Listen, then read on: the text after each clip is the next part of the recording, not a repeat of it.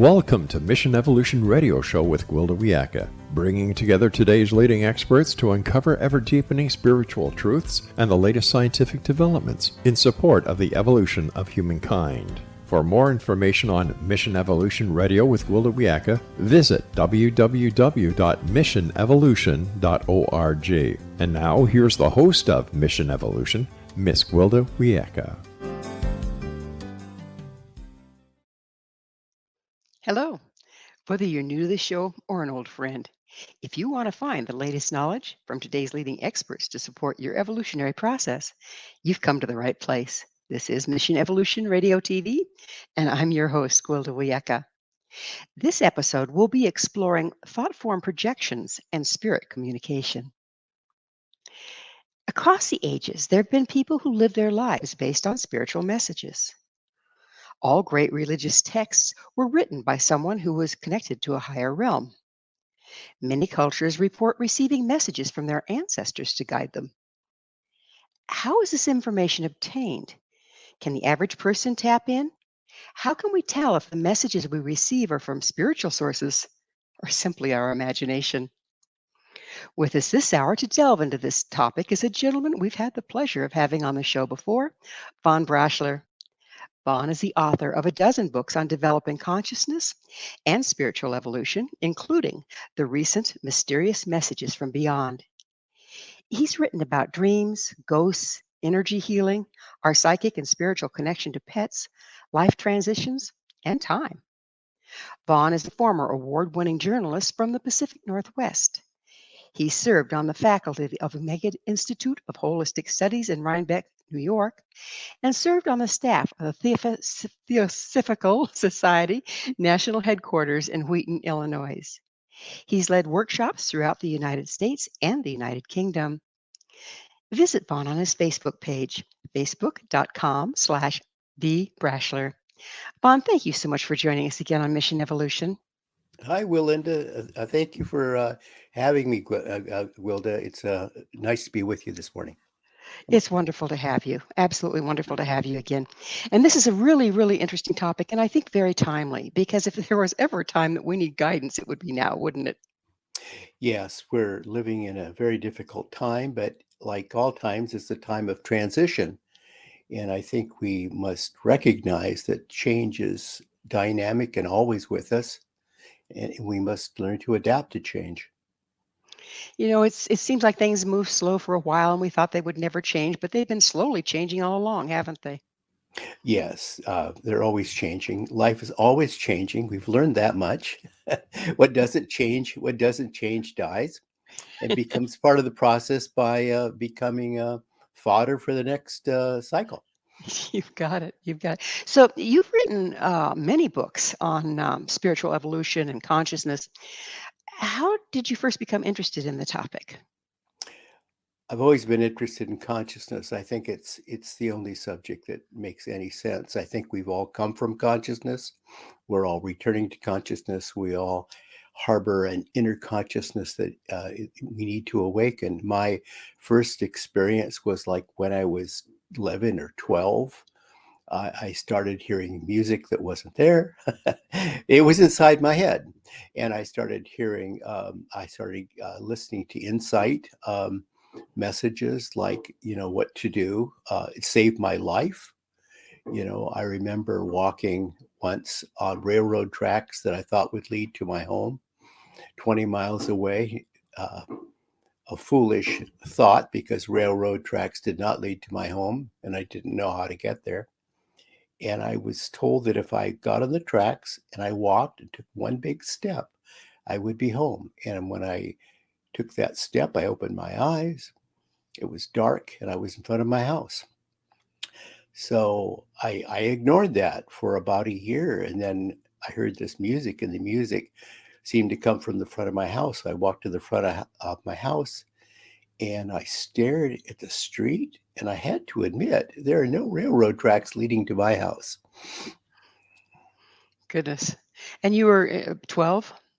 12, yes. Yeah. So It seems like that's when, a lot of messages and esoteric information starts to come to some people is during puberty. Have you heard that? Yes, I think so. I think so. I think that it's an interesting thing. There's probably a physiological explanation concerning the pituitary gland. I'm not skilled in that area. I'll just take the word of others. But I think there are opportunities all along life's path for us to awaken to our inner self, and to begin to hear with new ears and see with new eyes and awaken the consciousness that dwells within us. That is our contact. Again, from having you on the show before, and just I love your books. I've noticed, reading your books, they just make sense. You can just feel the truth in them, which makes me curious. Where do you get the information for your books? I've had some good teachers. Um, some of them are people who lived on this earth. Some of them are not. um, I've had some teachers that, well, I'll just say one of my first teachers was the psychic author Lewis Gittner, and he told me there's three things I want you to know. Um, and I should say that Lewis never recruited students.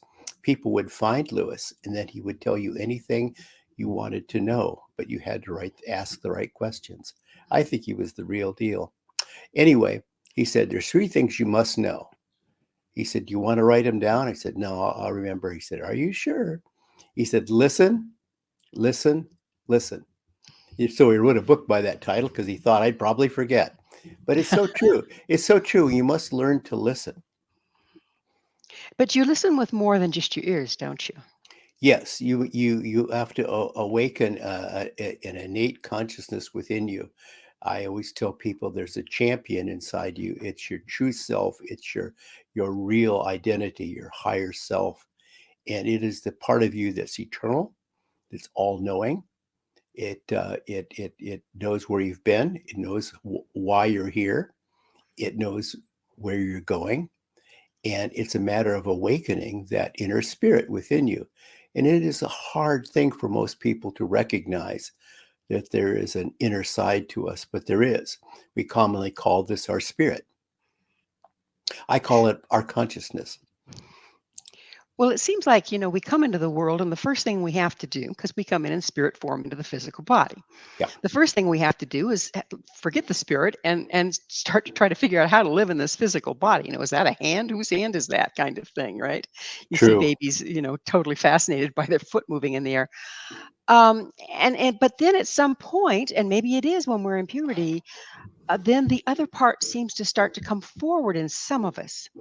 Yeah. Is that your experience? And obviously, it's your personal one, but is that your experience with others? And what makes the difference between those that start to come forward again and those that don't?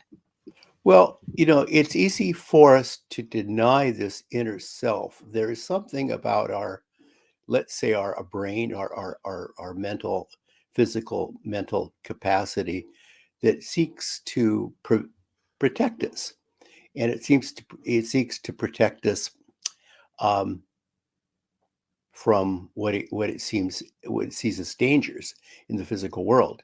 It sees all around us the fragility of the physical world.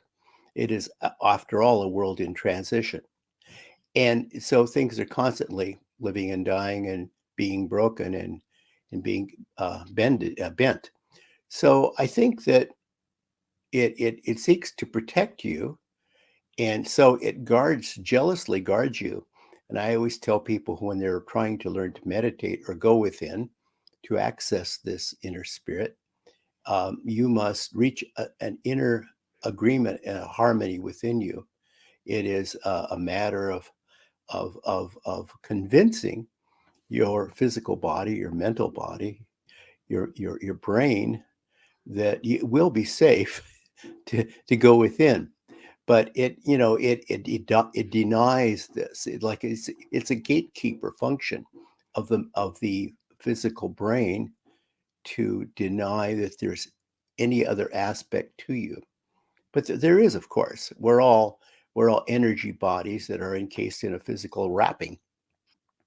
So one of the things that's coming to mind as you're speaking is all indigenous peoples had Yeah, some form of very harsh initiation for those that wanted to be the spiritual messengers for the tribe or for the group. yeah, And it was a form of shattering. And then also, as modern people, a lot of people awaken when they've had an initiatory illness or a near death experience. How yes. does this relate to what you're telling me? Well, it's a wake up call, isn't it? People who've been through an accident, they will, as I wrote in books on time, people who go through an accident will experience this awakening where they can freeze time and they have super enormous power it's not typical physical power. It is a wake up call, like when I got sick and I started to walk on the railroad tracks. It is a wake up call, and I think that there are various times in our lives when we do receive the call to action. It's like the hero's journey in mythology, right? And it's like, here's the call. Do you hear the call? First of all, you have to recognize the call to action. You have to recognize that spirit is trying. Now, most of us do this only when we dream, and we'll have like what's called a lucid dream. And in a lucid dream, the spirit does leave the body, and it does have insightful discoveries and adventure. And it only happens when on those wonderful times when our gatekeeper function, our brain, slows down, rests to the point where it allows our inner consciousness to leave. And then we experience spirit in all its many splendors. But it's so far removed from our day-to-day experience, the corporeal facts of life Mhm. kind of thing, that it's more dreamlike, and therefore, can't we kind of start to mistake it for a daydream or for an imagining versus as real as what we see as physically real? Yeah. So before I wrote Mysterious Messages, I wrote a book called Manifesting, where I talked about sending messages. And that, of course, Mysterious Messages is on receiving messages. And it is important to distinguish between the daydream, the vision, the delusion. You can sit and say, "Oh, I just imagined that. It was purely imagination." Or, that couldn't have happened. I must have been daydreaming. Or, I must have been a vision, or I must have been mistaken, and it's so easy to dismiss these things, but these are all cues, just like synchronistic messages. They keep flashing in front of us. It is the cosmos saying, "Wake up, wake up, wake up, time to connect." So consciousness on a universal level always wants us to connect on a personal level. And for many of us, this is difficult. We're disconnected. The our societies have become so disconnected that it's a huge leap, isn't it? Yeah. How can we start to reconcile, because we have what we call ordinary reality so locked down. Mm. This is what we believe. Anything outside of that, it's almost like we go into amnesia when we have an experience because it doesn't fit with what Yeah. we've been taught is real. How can we start to move beyond that and still trust what we're getting? Yeah, I mean, I try to go through this in the book. People will have these experiences and they don't have any frame of reference. And so they dismiss them. They say, well, that was weird. It's like me walking on the railroad tracks 20 miles. And so I go like hours and miles into the future and I never return. In a sense, I'm a time traveler now. So I mean, we say, well, that was weird. I don't want to talk about it. Nobody will understand me. It sounds so weird. They'll think I'm off my trolley, and they'll think, well, I can't even reconcile it to myself. And of course, your physical brain cannot analyze it. It is outside its memory. It's outside its ability to analyze its logical structure. It is something that we're taught just doesn't happen. So we think we live in this three-dimensional physical world with so many restrictions, and we don't see the freedom that is out there. So we dismiss these things. So I think it's important when you have these experiences to reflect on them. I call this a very low level meditation, if you will, and an introspective meditation where you reconstruct the experience, relive it. And you try to do this in a meditative state. I say that because I don't think the physical brain should be allowed to analyze this. It has no ability to do this. It'll just get confused and give it a headache. We've had enough headaches. So I think what you need to do is you just need to let it kind of stew inside you, and just kind of let it roll over your body, and just stay inside yourself and just reflect on it, just feel it, relive it, and then get impressions. And this is the way our inner consciousness analyzes it. It sorts it, and it'll be able to sort it. Later on, you can get up, maybe you write down some notes so you remember it, because you might have the same experience again. That's a really important point because, like dreams, I mean, I can have this very vivid dream, Mhm. and if I don't jot it down before I get out of bed and go brush my teeth, I know I had a dream, but I have no clue what it was about. But Yeah. if I just put down a couple of words, it's like it brings the whole thing back. What is that between world where Oh, yeah. one side we remember, one side we don't? Thank you. Yes, you need to reach this inner harmony. So you need to actually form a bridge between your inner consciousness and your physical memory. So you're sticking it in your memory. Our brain is a wonderful pocket calculator, right? Whatever you put in, it'll like store. It sometimes gets stuck, like all computers do, and it freezes on you, and it cannot compute. But you put it in there, and you can retrieve it, and then it becomes part of your waking reality, your moving reality.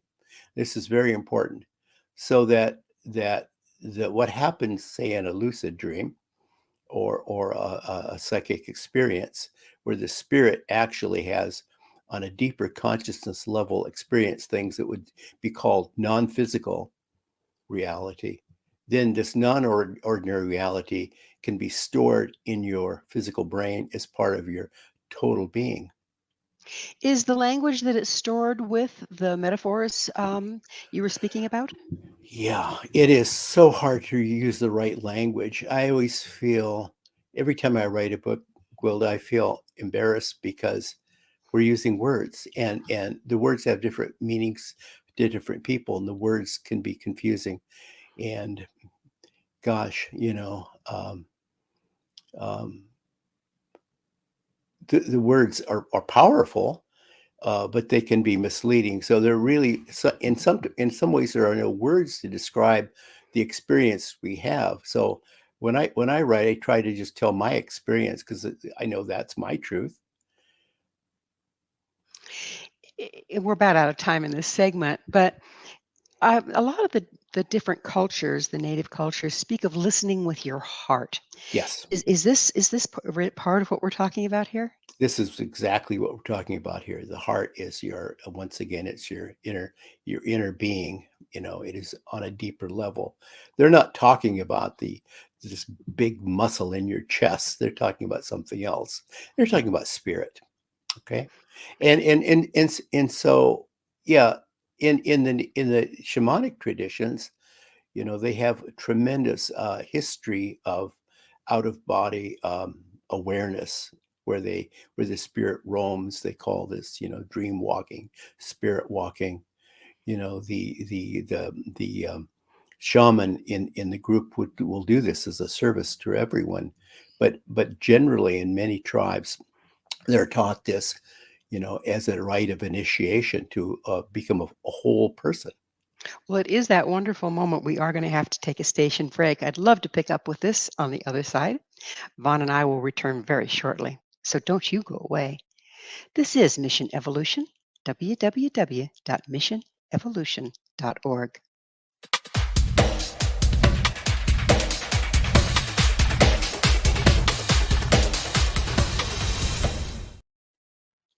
Hello again. This is Mission Evolution, missionevolution.org. We're dedicated to unification and evolution of consciousness. With us this hour discussing spiritual messages is Von Braschler. Visit Vaughn on his Facebook page, facebook.com/V Braschler. Vaughn, we were just getting into the dream walking or the journey world or the shamanic trance, Yeah. which I think is very fascinating because it is one of the major forms that a lot of indigenous tribes use to access their ancestors, the wisdom to be found therein, to access spiritual information, and to find guidance like you did on the railroad track, where the game is, miles away, but they're able to see it and go in the right direction. Mhm. So, how can we, without having to, totally engage a native way of doing things, how can we as individuals start to move in that direction? Well, back to myth again. I think the arc of the hero's journey or the spiritual path is such a wonderful example.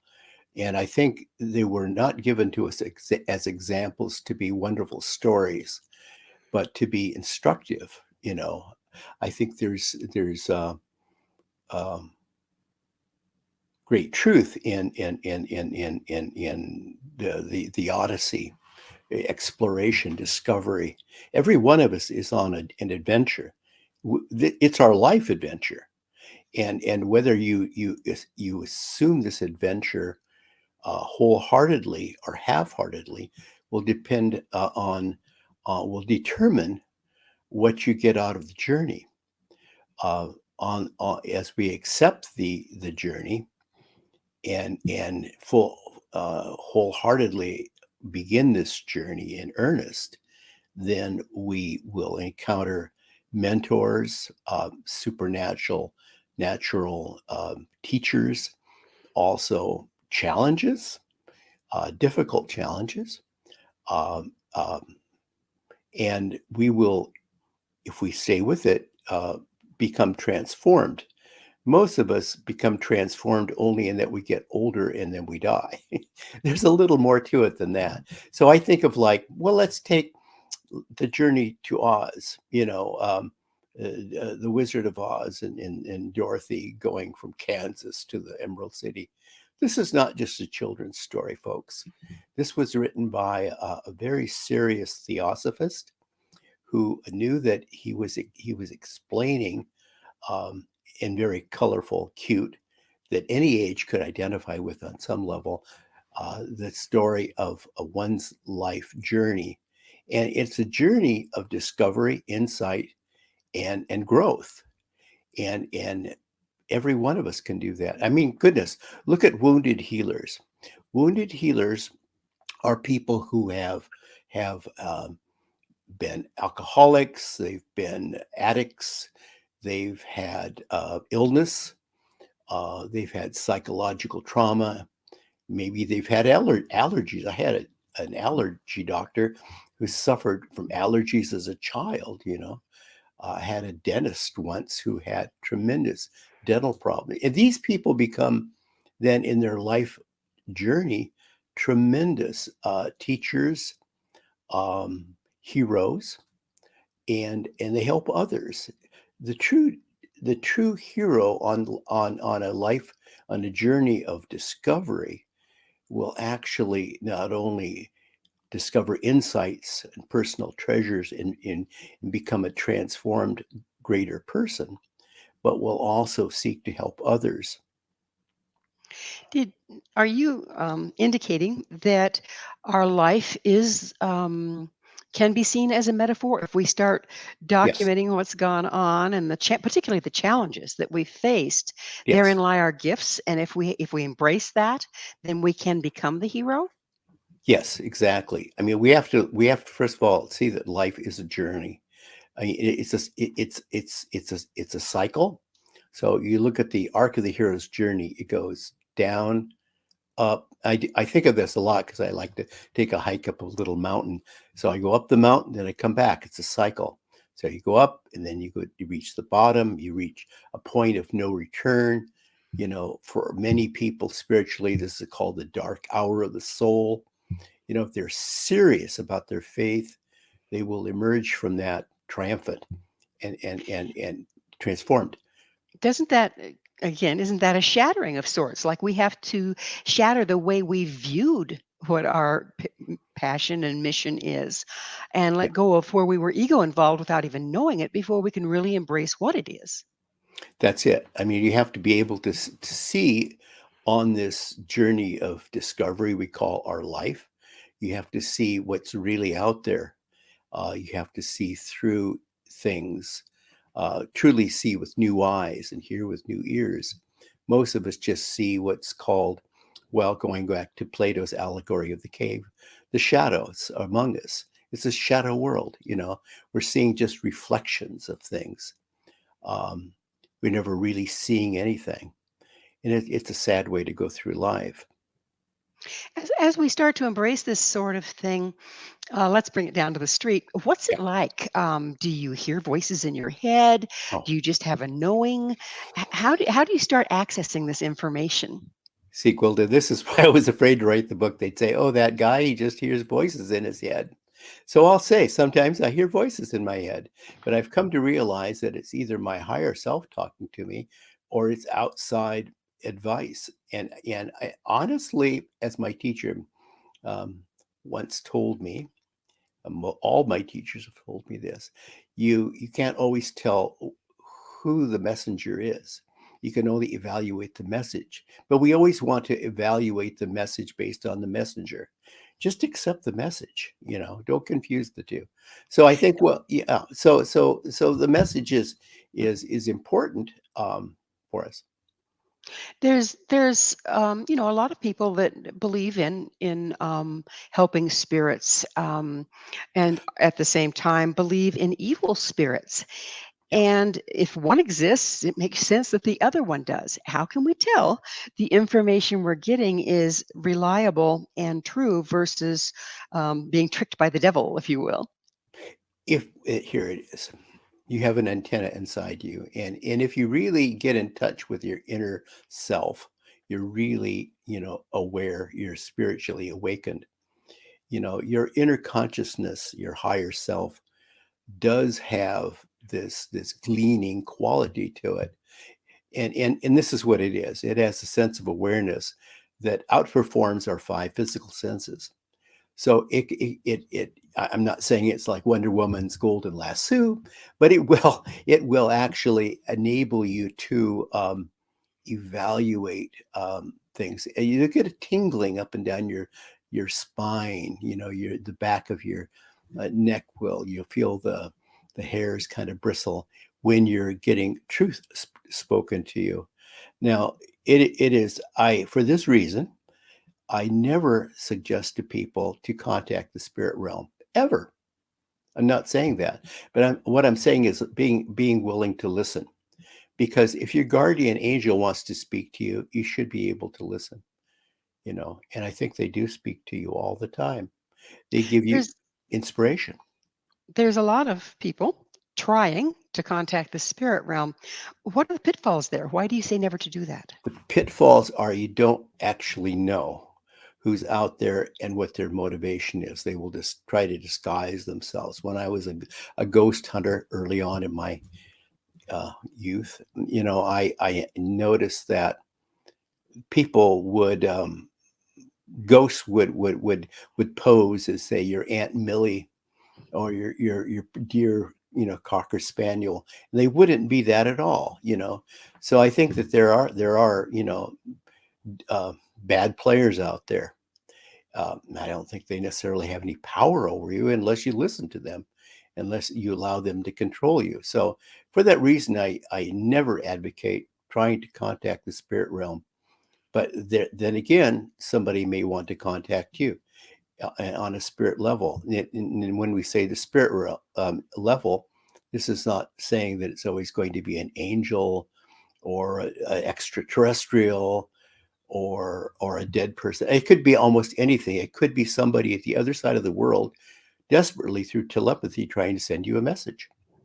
I think that's a really important point because everybody seems to think that the only disembodied spirits are ones that have never been incarnate or ones that have crossed over. Yeah, But sometimes we are the spirit we seek, aren't we? that's very true. You know, we Mhm. have to recognize that we are spirit, they are spirit, and they simply live all as spirit, whereas we're hybrids. We're physical slash spirits. So So I didn't mean to interrupt, go but ahead. when we let's talk a little bit about thought form projections and as Yeah, they fit in here.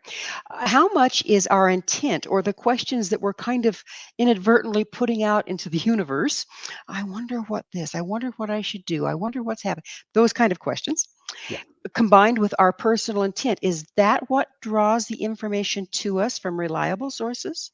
very likely. I mean, all of us, project thought forms, but we don't all do it accurately or with focused intent.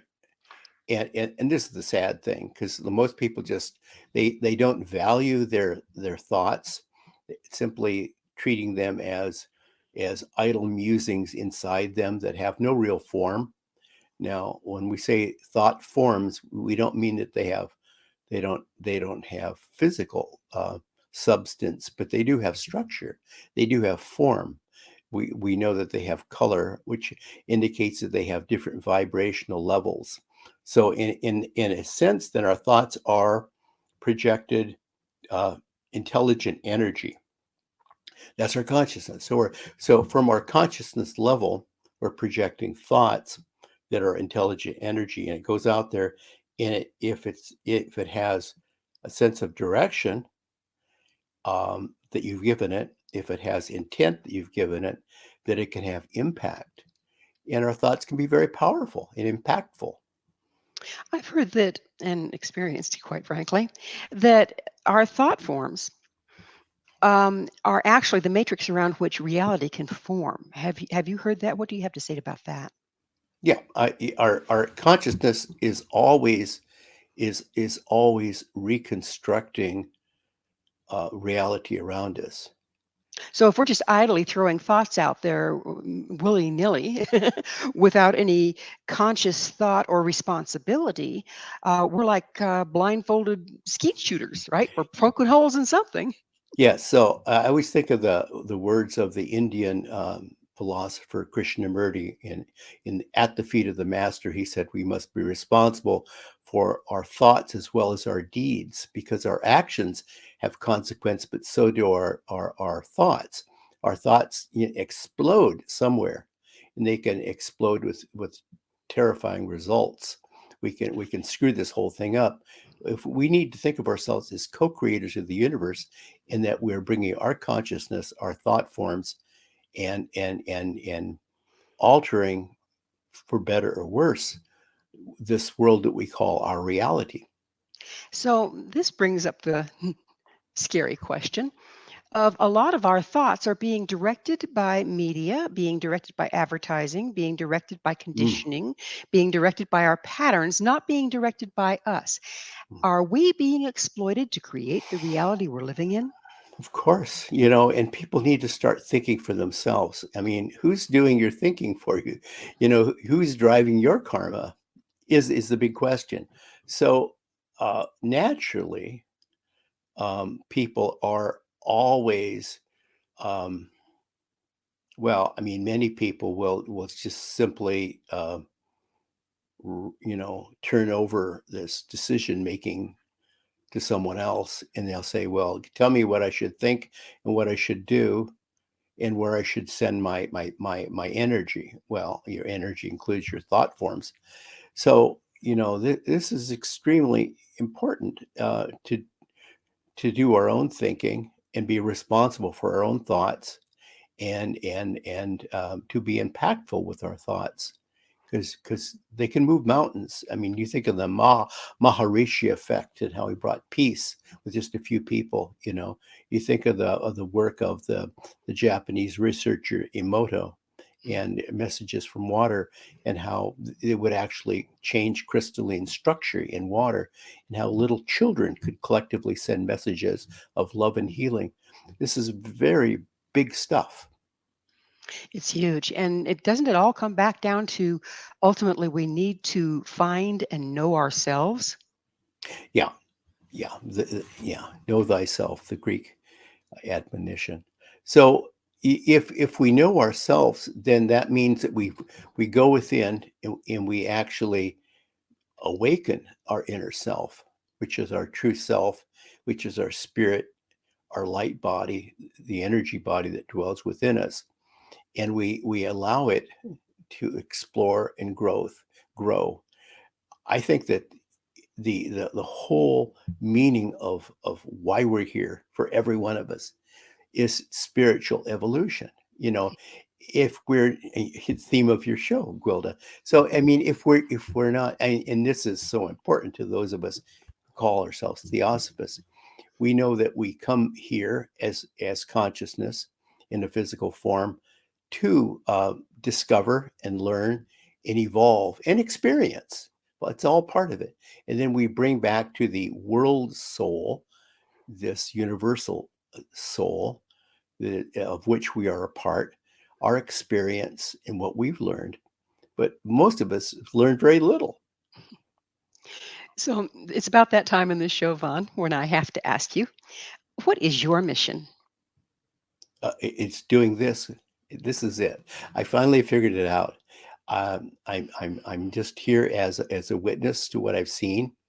It is my truth, and I want to speak my truth. So, thank you for giving me this opportunity, Gwilda.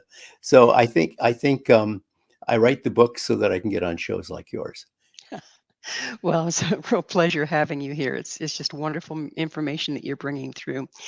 And if I can try to sum up a little bit, and please correct me if I'm wrong here, Mm, but you said it's you never advise people going out and looking for spiritual information from no, outside sources. no. And then everything that you've said indicates that we already came with an inner connection to Yeah. spiritual information, and that's where you suggest we seek? That's where we seek. You have to awaken this, and when you awaken your inner self, you become, you awaken then a whole set of greater awareness, as a higher consciousness form, and with that comes new ears you can hear, and with that comes new eyes to see.